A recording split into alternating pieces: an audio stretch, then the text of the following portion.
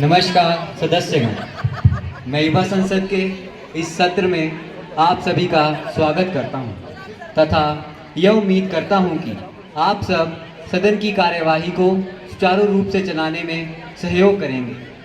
माननीय सदस्यगण, क्योंकि हम 2 माह के पश्चात आज सत्र के शुभारंभ पर मिल रहे हैं, मेरा यह कर्तव्य है कि मैं सदन को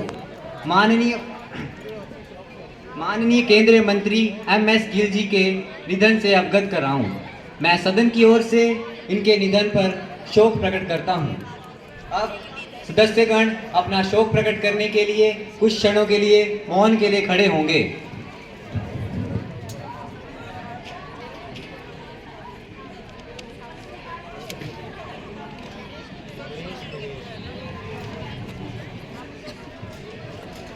माननीय महासचिव जी शोकग्रस्त परिवारों को संवेदना संदेश भेजेंगे। जी श्रीमान जी। अब मैं माननीय प्रधानमंत्री जी से आग्रह करता हूं कि वह अपने नए मंत्रियों का परिचय करवाएं। धन्यवाद अध्यक्ष महोदय। अध्यक्ष महोदय, मैं आपके माध्यम से मंत्रिमंडल के नए सदस्यों का सदन में परिचय करवाना चाहता हूं। माननीय गृह मंत्री सुश्री इप्सिता जी, माननीय शिक्षा मंत्री श्री विकास जी, माननीय कृषि मंत्री सुश्री नितिका जी। धन्यवाद। अब अगली कार्यवाही शपथ ग्रहण की होगी। महासचिव जी। सुश्री नितिका जी, जो युवा संसद के लिए निर्वाचित हुई हैं, अब शपथ ग्रहण करेंगी।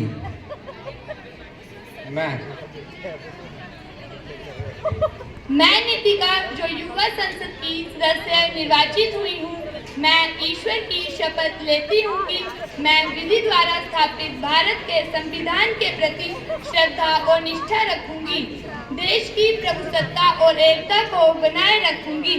जिस पद को मैं ग्रहण करने वाली हूँ, उसके कर्तव्यों का श्रद्धापूर्वक निर्वहन करूंगी। धन्यवाद। सुश्री इप्सिता जी, जो युवा संसद के लिए निर्वाचित हुई हैं, अब शपथ ग्रहण करेंगी। आगे से नजदीक से ले लिया करो। I, Ipshita, having been elected a member of lower house of the Youth Parliament, do swear in the name of God that I will bear true faith and allegiance to the Constitution of India as by the law established, that I will uphold the sovereignty and integrity of India and will faithfully discharge the duty upon which I am about to enter. Thank you.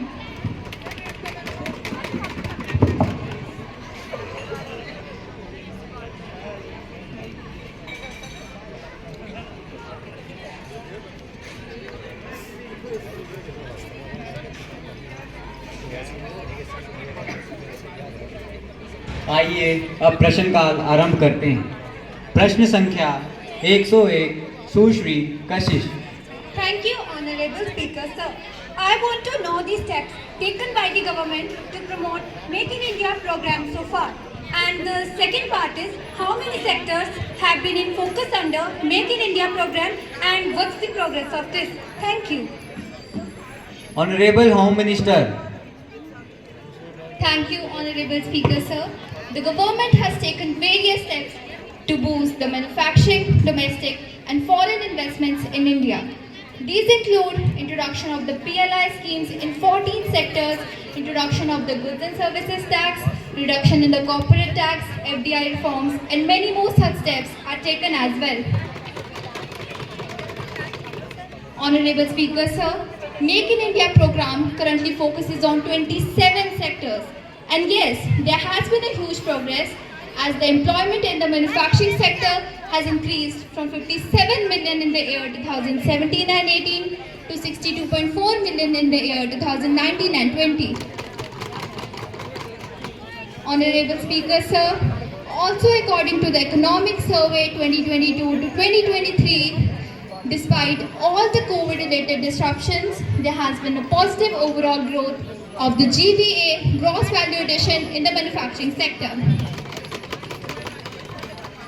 At last, I would also like to tell the opposition that Make in India is a lion's step And this initiative on one hand will increase the manufacturing growth and at the same time will benefit youth of the nation in the form of employment. Thank you.